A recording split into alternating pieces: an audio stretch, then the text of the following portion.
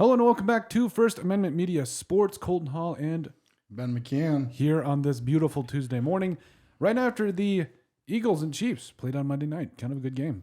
Kind of. It was a fantastic game. It was a very good game, and I think Kansas City outplayed Philly, but Philly came out with the win, which is a little crazy, but good for Philly. Hurts. I just noticed something about Hurts. The dude the dude shows no emotion. No, he doesn't. He's just like, yep, I can do it. And that's, I don't know. He's a real deal. Yeah, and every time I see him, like you said, he's just like, when there's quarterbacks that are so fun to watch. I saw with Tom Brady a little bit too. Like he really doesn't show a ton of emotion either. He kind of just he does. Yeah, not like Hurts. Hurts is like another level. Yeah. So 21-17 was the final score here as we kind of recap week 11. Okay, so I would like to take back what I said before.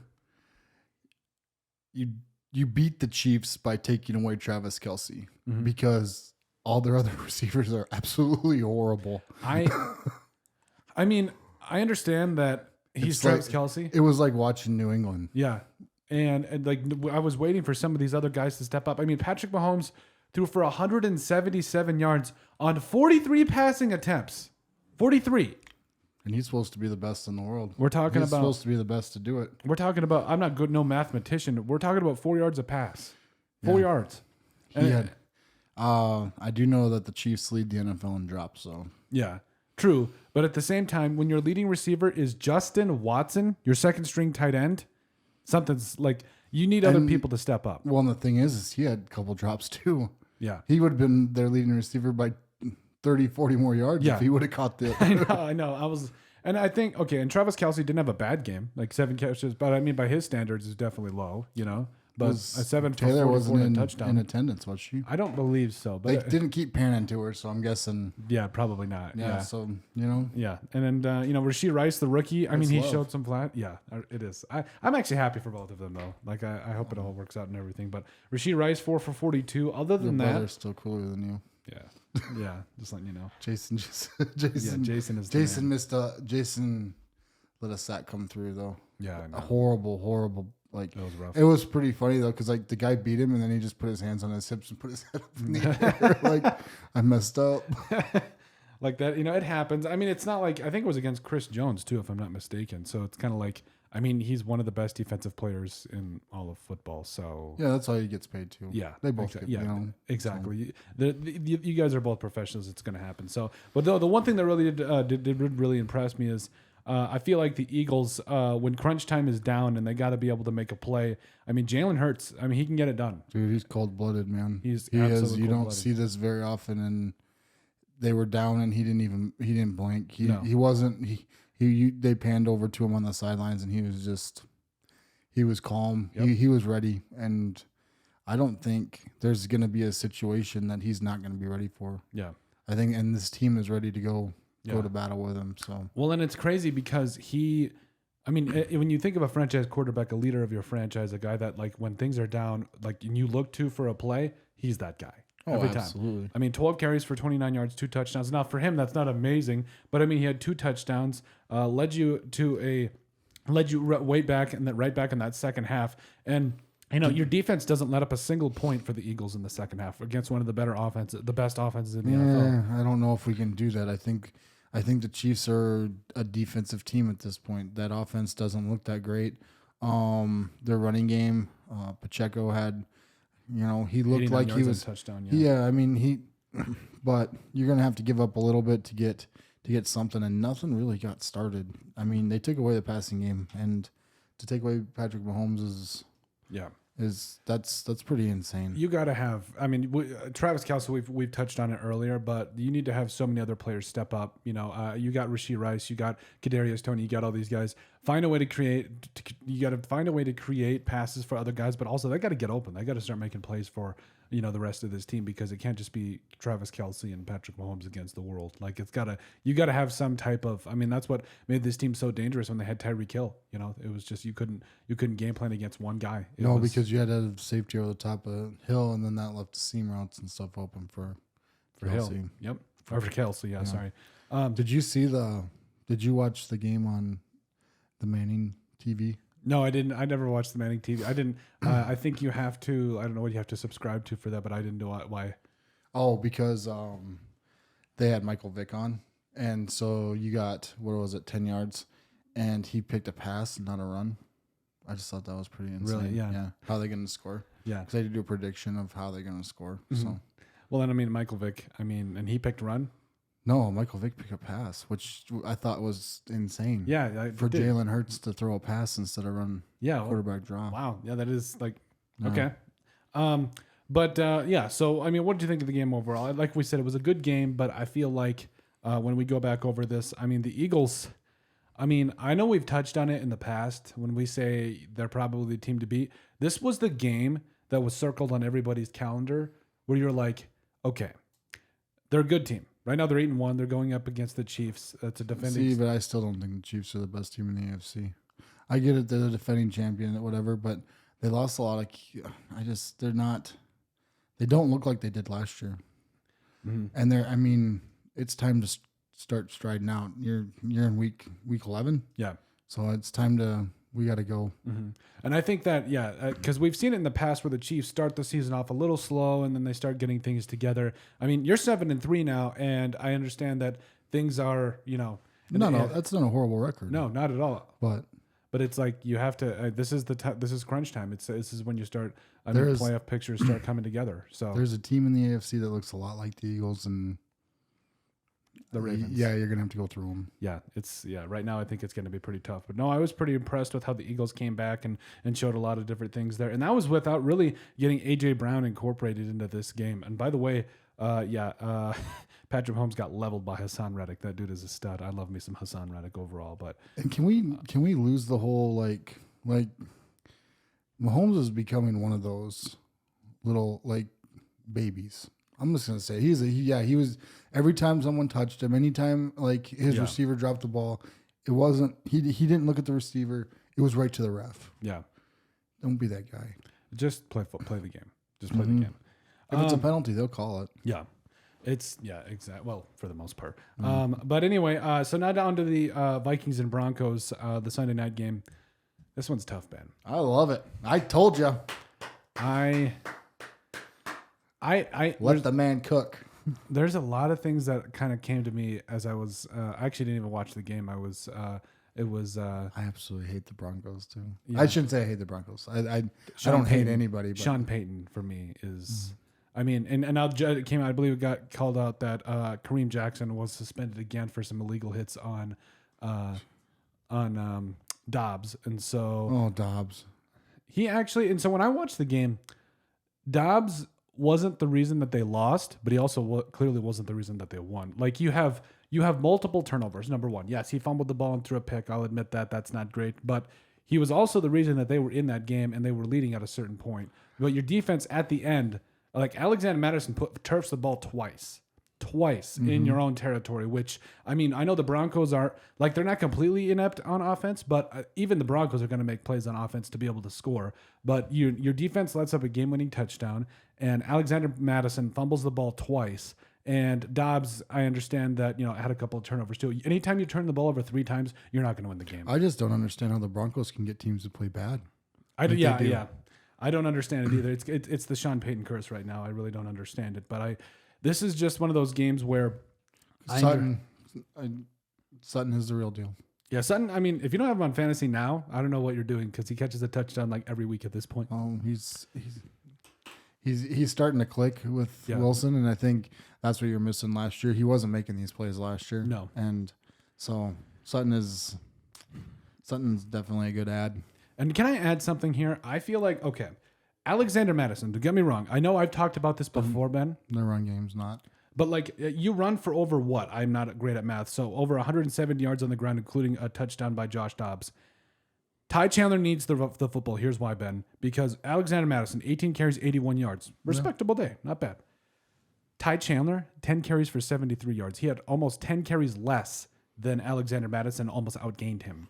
Yeah, but a lot of those were when they were in like a cover 3. Well, actually, it was in that. It was actually in that fake punt. That was part of it too. So I understand that, but if you just watch him in the open field and watch him make plays. He's a better cutter. He's as good of a pass blocker, and he's a better pass catcher. Yeah, but that's Alexander the whole Mattison. thing is that's not how the Vikings are set up to run. Vikings are still set up like AP, like slam the ball in their face. Well, I think it needs to change. Chad Chandler needs to start immediately. Stop giving stop being in the I, not in the I formation, but a single back formation and handing it off to Alexander Mattison and waiting for him to make a play. I want to see Ty Chandler out in space. I want to get this guy some screens, something, because Alexander Mattison right now, you've turfed the ball 3 times this year. All 3 of them are lost. There's been multiple plays where you can see an entire hole the size of New Jersey opens up and he goes the other direction. It's so frustrating watching. He's a talented guy. He once he gets to the second level, he is tough. Can I ask you something? Yeah. Is Dobbs your guy? I don't have a problem with Dobbs. But is Dobbs your future? Like next year, is Dobbs your guy? I'm not ready to hitch my wagon to him yet. Because a couple of different reasons. Number one, with Kirk Cousins coming back from the Achilles injury and all that, I hope a speedy recovery. But I mean, so is Aaron Rodgers, and people are still ready to go with him. So yeah, but there's a big difference between Aaron Rodgers and. I mean, over the last couple of years, Kirk Cousins has been the better quarterback. Yeah, I get it. So, but no, you're right. I think definitely in terms of career, Aaron Rodgers and Kirk Cousins are never going to be in the same conversation. But what I think is as far as Dobbs goes, I feel like even if Dobbs is a no-go, Kirk is a no-go, I feel like you still have to see how he plays this coming Monday night against Chicago, because this is a must-win game before you go into the bye. It is the fact that you are going against a divisional opponent. You are 6-5 right now, and when you go into the bye, you've got 5 critical games, 2 against the Lions, 1 against the Packers. Even though you sit in clear control of your own destiny, the Vikings need to take care of business on Monday night against the Chicago Bears. This is such a big game. But as far as Dobbs goes, I'm not ready to hitch my wagon to him yet. I think we see some really good things, and I think that the Vikings, he brings something to this Vikings offense that we've missed so much, in that we want a running quarterback. And he just, quite honestly, that's just an element we've missed since Dante Culpepper or some of these other guys. But it's he does make your defense honest, or makes opposing defenses honest. But I'm not ready to hitch the wagon to him yet. I don't know, man. Yeah. I think it's pretty cool. He looks like the Avatar. He does. So. Hey, he's the Pastronaut. He's not bad. We've seen worse. We've seen worse. But right now, I just felt like even he turfed the ball on Sunday night, and then also there were some throws that I know he only threw 1 pick, Ben, but he probably should have thrown 4. I was just like, nah, this is. It was sloppy football all the way around, and I said, I don't know if it's the Broncos defense. I don't know if I don't know how to gauge teams that play the Broncos, because it just seems like every once in a while or lately the teams are playing down to the Broncos. Yeah. So is it the defense is being so good and the offense is being stagnant, or is it some weird thing in the water in Denver? Yeah, I don't know. I think honestly, and that's in the NFL, you can't ever play down to your competition. You've always got to. And so, no, I think as far as Dobbs goes, we'll have to see what happens on Monday night, but I'm not ready to go out there and say anything just yet. But as far as the Broncos go, honestly, I mean, the 1-5 straight, not a lot that you can really, 4 straight, I believe. They're not in the playoffs. I don't think they're going to make the playoffs necessarily, but they're playing well right now. All they're doing, though, is ruining their draft stock.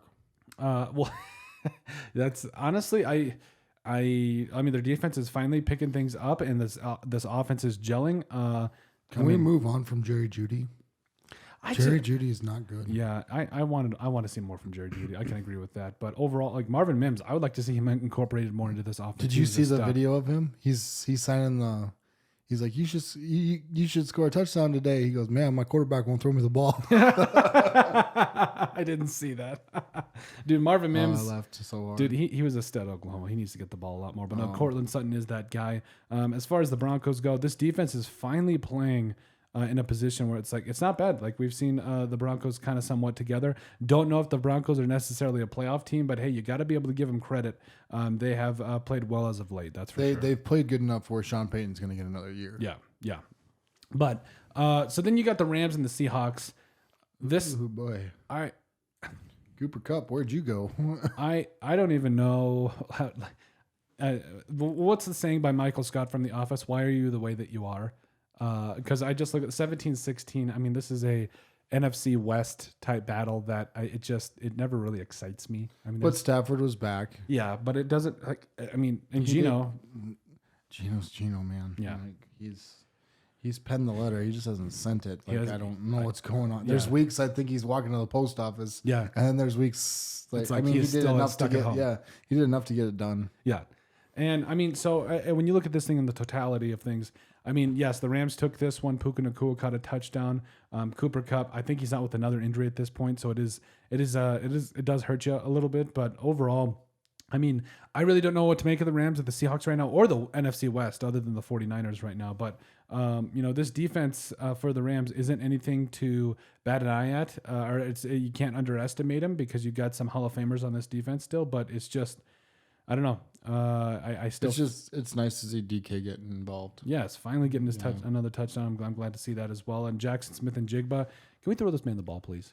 Can we just stop messing around? Just find a way. I don't know. Between him and Tyler Lockett and DK, the big three, they all caught 13 passes and did some good things. Also caught a touchdown, were the three leading receivers. Devon Witherspoon, the rookie, got a sack, 8 tackles as well. Tariq Woolen, another pick.